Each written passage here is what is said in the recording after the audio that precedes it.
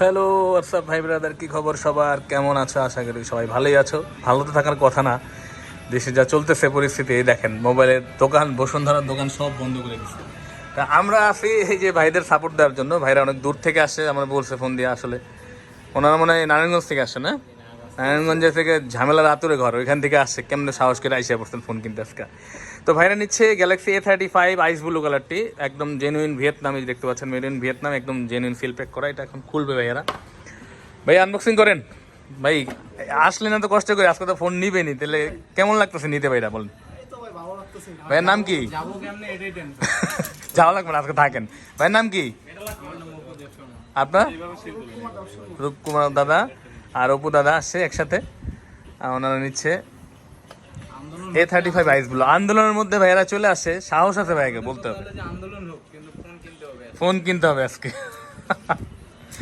যাই হোক, ভাইয়া আসতেছে কিন্তু। দাদা হচ্ছে গিয়া, ভাইয়ের নাম কি যেন করলেন? অপু দাদা আইসা মানে দামাদামি করতেছে। কি বলবো, আসলে খুবই কষ্ট পাইলাম বিষয়টা।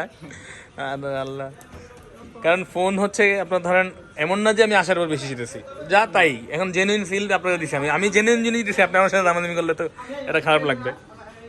এটা হচ্ছে কি মেড ইন ভিয়েতনাম জেনুইন। এই যে দেখতে পাচ্ছেন, লেখা আছে, দেখছেন? তো আসলে এই আন্দোলনের মধ্যেও আমরা সাপোর্ট দিয়ে যাচ্ছি আপনাদের ভালোবাসায়। কিন্তু আসলে আমাদের সবার মনেই তো ভয় আছে, সবারই তো ফ্যামিলি আছে। এই কারণে সবাই বন্ধ করে দিচ্ছে এখানে। বসুন্ধরা সিটি অলরেডি মনে করেন মার্কেট খোলা আছে, কিন্তু দোকানপাট ক্লোজ হয়ে গেছে। এখানে মিছিল মিটিং ঝামেলা টামলা হচ্ছে তাই।